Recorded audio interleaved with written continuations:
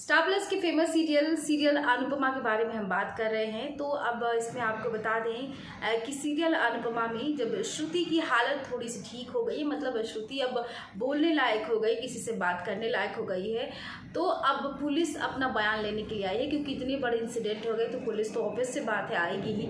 अब यहाँ पे पुलिस आती है और जब श्रुति से बयान लेती है तो यहाँ पे श्रुति पूरा गलत बयान देती है और अपनी मौत का इल्ज़ाम और सारे चीज़ों का इल्ज़ाम और सीधे तौर पे अनुपमा पे लगाती है।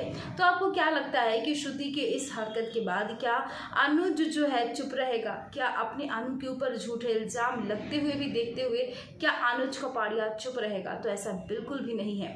आपको हम सबसे पहले बता देते हैं थोड़ा सा बैकग्राउंड के बारे में कि दरअसल अब हॉस्पिटल में जब डॉक्टर ने अनुज कपाड़िया के पास आए और कहते हैं कि बहुत ही शॉकिंग बात आपको बताने वाले, हमने तो श्रुति की जान बचा ली है, लेकिन अभी भी मतलब हम 100% श्योर नहीं, हम 50% श्योर है। लेकिन वहाँ पे एक ऐसी बात बताते हैं डॉक्टर कि वो कभी कंसीव नहीं कर सकती है, वो कभी माँ नहीं बन सकती है। ये बात सुनकर तो भाई अनुपमा भी टूट जाती है।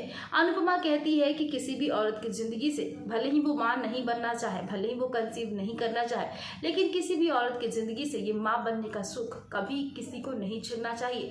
आखिरकार भगवान ने श्रुति जी के साथ ऐसा क्यों किया? भगवान ने बहुत गलत किया है।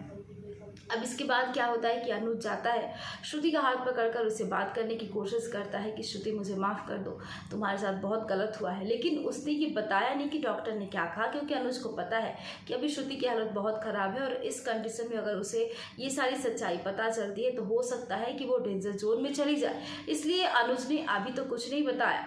लेकिन अब क्या होता है कि श्रुति को होश आता है तो सबसे पहले वो देखती है अनुज और अनुपमा को एक साथ, तो उसके खून खौल जाते हैं और वो मन ही मन बहुत ही ज़्यादा गुस्सा हो जाती है। और उसी दौरान पुलिस आते हैं बयान लेने के लिए और यहाँ पे श्रुति साफ तौर पे कहती है कि जो कुछ भी हुआ वो अनुपमा की वजह से हुआ।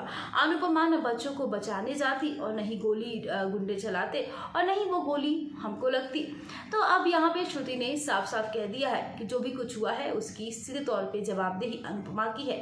अब आपको क्या लगता है कि क्या अनुज कपाड़िया अपने अनुपमा के ऊपर इस गलत इल्ज़ाम को लगते हुए देखते चुप बैठेंगे? आपको जो भी लगता है कमेंट सेक्शन में अपनी राय हमें ज़रूर बताइएगा।